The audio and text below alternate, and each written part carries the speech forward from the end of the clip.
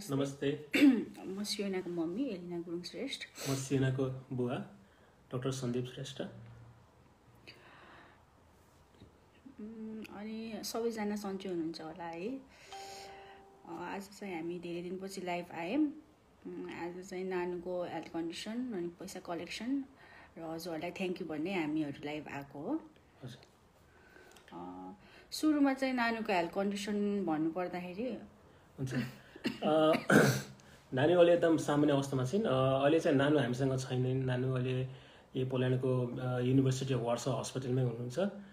अस्ति नानुलाई हामी घर ल्याएका थियौँ, दसैँ टिका पनि लगायौँ। त्यसको साँझ चाहिँ नानुको मेसिनमा हल्का खराबी आएको हुनाले त्यो चाहिँ एकचोटि फेरि अस्पताल लानुपर्ने भयो र अस्पतालले चाहिँ भर्ना गरेर राख्दा राम्रो हुन्छ, मेसिन बन्न केही दिन लाग्ने हुनाले उनीहरूले चाहिँ अस्पतालमा राखे होइन। अनि नानुलाई हामीले भेट्न पनि दिएको छैन, किनभने नानुको कोभिड टेस्ट भएको थियो अनि त्यसको रिपोर्ट अहिलेसम्म आएको थिएन।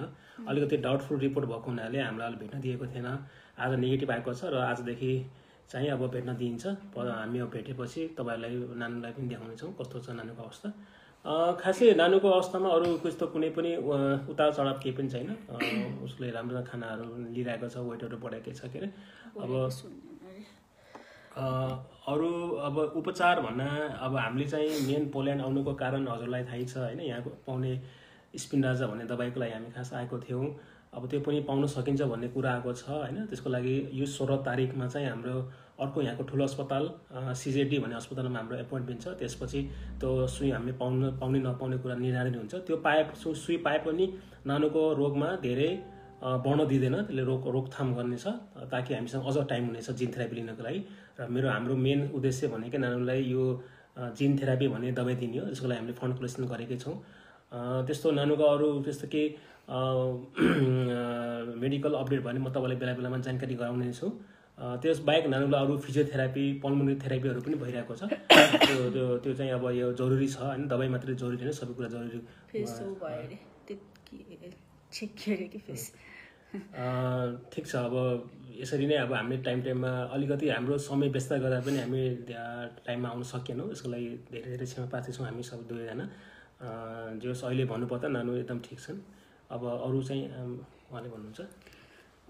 अब त्यही त नानु अस्ति आयो है, दसैँभन्दा एक दिन अगाडि आएको थियो। पूर्णिमामा टिका लगायो अनि राति चाहिँ नानीको भेन्टिलेटर अब अचानक बिग्रियो होइन। अनि बिग्रिँदाखेरि अब हामीले हस्पिटलबाट बोलायो मान्छे, अनि बोलाउँदाखेरि चाहिँ ट्राई गऱ्यो बनाउनलाई तर सक्नु भएन। अनि नानीलाई हस्पिटलै लिएर गयौँ हामीले होइन। अनि नानु अहिले हस्पिटलमै छ। अनि त्यही कोरोना टेस्ट गरेको थियो, रिपोर्ट आएको थिएन, त्यसले गर्दा हामी पनि भेट्न पाएको छैनौँ। अनि रिपोर्ट आयो, नेगेटिभ आयो। अनि त्यही भएर बल्ल भोलि हामी भेट्न पाउँछौँ नानुलाई। अनि एउटा कुरा चाहिँ त्यही जुन स्पिन राजाको लागि हामी यहाँ आएको थियौँ, त्यहीमा चाहिँ 50-50 छ नानुले पाउने नपाउने। अब 16 तारिकमा थाहा हुन्छ। यदि स्पिन राजा पायो भने चाहिँ नानुको त्यो जुन यो डिजिज छ त्यो चाहिँ बढ्न दिन्न, एकछिनलाई होल्ड गर्छ नानुलाई होइन, होल्ड गर्छ त्यो रोगलाई। अनि त्यसले गर्दा पनि हामीले फन्ड कलेक्सन हामीले छिटो गरेर नानुलाई जिन थेरापी दिनलाई पनि हामीसँग अलिक राम्रो हुन्छ। अनि त्यसपछि भन्नुपर्दा आजको अपडेट पनि हामीले स्टेटस पोस्ट गरेको थियौँ है। कति अब अहिलेको आजको मितिसम्म मेरो खातामा, मतलब मेरो युएसको खातादेखि लिएर नेपालको खातामा चाहिँ 10 करोड प्लस भएको छ। त्यो बाहेक अरू पनि ठाउँमा ठुलो क्याम्पेनहरू भइरहेका छन् होइन। जस्तै युएसमा भइरहेको छ होइन, कोरियामा हिजो भर्खरै सकियो होइन। अनि यो कुवेतहरू भयो, ओमान होइन, यो मिडल इस्ट कन्ट्रीहरूमा भइरहेको छ। अब यो सबै क्याम्पेनहरूको पैसा आउन अझ बाँकी नै छ, त्यसले पनि अझै बढ्ने छ भन्ने हाम्रो आशा छ। यसै गरी नै हजुरहरूले सबैले हाम्रो यो अभियानमा साथ दिँदै गर्नु होला भन्ने हामीले अहिलेदेखि नै रिक्वेस्ट गर्छौँ है। र बेला बेलामा मैले हरेक 3-4 दिनमा चाहिँ मैले आफ्नो यो कलेक्सन अपडेटहरू गराइराख्नु छु तपाईँहरूलाई होइन। यसरी नै हामीले साथ दिँदै गर्नु होला। सुरुमा अब हामीले त मेदेखि स्टार्ट गरेको नि त यो डोनेसन त। अनि त्यतिखेर त जम्मा 2.5 करोड मात्रै उठेको थियो। अनि अहिले चाहिँ पिकअप लिन लगाएको बल्ल 1 महिना भयो है। धेरैले हेल्प गर्नुभयो, नानीको कुराहरू पनि धेरै मासुसम्म पुगेछ अहिले। त्यसले गर्दा अहिले राम्रो डोनेसन उठेछ र 2 हात जोडेर सबैलाई म भन्न चाहन्छु, यो जसरी अहिले स्पिडमा गइरहेको छ, जसरी राम्ररी गइरहेको छ डोनेसन, त्यसरी नै सबैले साथ दिनु होला है। र हामी छिटोभन्दा छिटो हामी आफ्नो टार्गेटमा सक्सेस पनि हुन्छौँ, हामी आफ्नो टार्गेट एचिभ गर्न सक्छौँ। र धेरै जनताहरूले सहयोग गर्नुभएको छ, नेपाली मात्रै होइन, नेपाल बाहिर इन्डियन हाम्रो जनताहरू होइन, कश्मीरहरूबाट पनि हामीलाई फोनहरू कति आएको छ, साउदीबाट। अनि टिकटकमा पनि कति धेरैजनाले जनताहरूले नानीको पोस्ट गरिदिनु भएको छ। टिकटक खोल्ने बित्तिकै नानीको मात्रै पोस्ट देख्छु, कति खुसी लाग्छ मलाई होइन। अनि धेरै मास पुगिरहेछ कुरा। अनि अरूभन्दा पनि इन्डियन जनताहरूले पनि फोन गरेर आपकी बेटी केसी है यस्तो भनेर होइन, अनि हामी डोनेसन गर्न चाहन्छौँ भनेर उहाँहरूले पनि कति उ गरिराख्नु भएको छ। र अहिले धेरै धेरै जनताहरूले नि सहयोग गर्नुभएको छ। अनि हाम्रो सोनिकाजीले पनि होइन अब आफ्नो आफ्नो दोकानहरूमा गएर पैसा कलेक्सन गरेर युट्युबमा राख्नुभएको छ। अनि त्यस्तै गरेर सोनिता थापा मगर उहाँले पनि युट्युबमा होइन अब लाइभ गेमिङहरू गराएर आफ्नो इन्डियन साथीहरूसँग मिलेर होइन लाइभ गेमिङ गराएर डोनेसन उठाइराख्नु भएको छ। र अहिले सेलिब्रिटीहरू पनि अगाडि आइराख्नु भएको छ होइन। अनि आजको एउटा पोस्टमा हामीले देख्यौँ आकाश श्रेष्ठजीले पनि होइन, हाम्रो एक्टर आकाश श्रेष्ठजीले पनि आफ्नो बर्थडेमा नानीलाई 1,17,000 दिएको भनेर पनि हामीले सुन्न आएको छ। र धेरै आज अनि एउटा नेपाली सिङ्गर हुनुहुन्छ नितेश कुँवर भन्ने, उहाँले पनि आज 25,000 हालिदिनु भएको छ नानीको लागि। अनि त्यस्तै गरेर धेरै हेल्पहरू चाहिँ आइरहेको छ अहिले। अनि त्यस्तै गरेर हाम्रो अभियानहरू अब मणि भुषालजीले त हालिदिइसक्नु भएको छ पैसा होइन, उहाँलाई पनि धेरै धेरै थ्याङ्क यू। अस्ट्रेलियाबाट लगभग 15 लाख जति कलेक्ट भएर उहाँले मणि भुषाल भाइले हाल्नुभयो। अनि त्यसो भयो हाम्रो सन्तोष नेपालीजीले पनि कोरियाबाट, स्पेसली सन्तोष नेपाली भाइ होइन, कविन कार्की अनि हाम्रो धेरै अरू टिमहरूले सहयोग गरेर लगभग 21.5 लाख जति कलेक्ट गर्नुभएको छ भन्ने खबर गर्नुभएको छ। उहाँले पनि अब छिट्टै नै हामीलाई जानकारी गराउनु भएको छ। त्यसै गरी युकेबाट होइन हाम्रो सिनियर ईशा गुरुङ दिदी, उहाँले पनि हाम्रो दिदी ईशा गुरुङ दिदीले पनि उठाइराख्नु भएको छ है, कलेक्सन हेल्प गरिराख्नु भएको छ। र अहिले कतार अनि दुबई सबै ठाउँदेखि कतारदेखि युवराज समथिङ के थापा हुनुहुन्छ, उहाँले पनि उठाइराख्नु भएको थियो। अनि आशिक राईजी होइन, आशिक राईजीले पनि धेरैले उठाइराख्नु भएको छ है। अनि धेरैले हेल्प गर्नुभएको छ। त्यस्तै गरेर अघि दिनमाहरूमा पनि त्यसरी नै हेल्प आउँछ भन्ने हामी आशा गर्छौँ। र धेरै ठाउँमा कसैको नाम छुटेछ भने नराम्रो नमान्नु होला है। सबैले आफ्नो आफ्नो ठाउँमा उठाइराख्नु भएको छ है, त्यसको लागि धेरै धेरै थ्याङ्क यू। र कति धेरै के अरे कुन ठाउँदेखि कतार अनि साउदीबाट धेरै हाम्रो फिमेलहरूले होइन, हाम्रो दिदीहरूले फोनहरू गरेर कति हेल्प गर्नुभएको छ। उहाँहरूलाई धेरै धेरै थ्याङ्क यू है। अनि बिचरा आफू घरबाट निस्किन नपाए पनि हामी आफ्नो मालिकलाई हाल्न पठाउँछौँ भनेर त्यसरी पनि उहाँहरूले कति हेल्प गर्नुभएको छ है। सियोनालाई सबैले आफ्नो छोरी जस्तै मान्नुभएको छ है, त्यसको लागि धेरै धेरै धन्यवाद। सबैले आफ्नो ठाउँमा बेस्ट गरिराख्नु भएको छ है, त्यो देख्दा पनि एकदम खुसी लाग्छ। अब छिटोभन्दा छिटो कलेक्सन भएर नानीले होइन अब जिन थेरापी पाओस्, सबैले यही चाहेको छ। ठिकै छ। त्यसै गरी हामीलाई चिन्ने नचिन्ने सबै सहयोगी हातहरूमा हामी यहाँदेखि नै निर्देखि नै नमन गर्दछौँ होइन। यसरी नै हाम्रो यो मिसनमा साथ बढाइराख्नु होला, साथ रहिराख्नु होला।